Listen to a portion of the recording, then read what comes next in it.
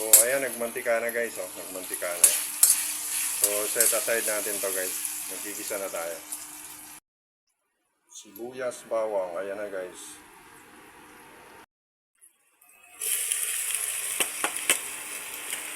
Ayan. Lagay na natin guys. Wow. Haluin lang muna natin guys. Mekos. So ayan, may nakahula na ba? Hula guys, hula.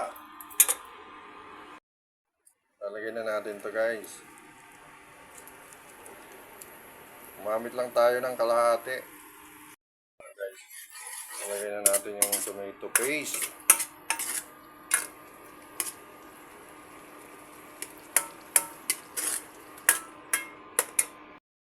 Bell pepper. So, lagyan na natin.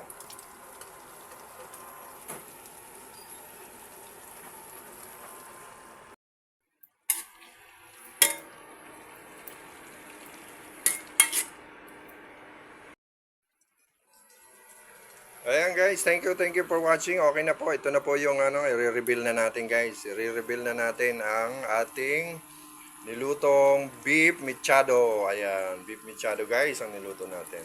So ayan, thank you for watching guys. Ito na guys ang final result. So thank you for watching. God bless us all. Bye. Shout out sa mga taga Bicol dyan. Shout out.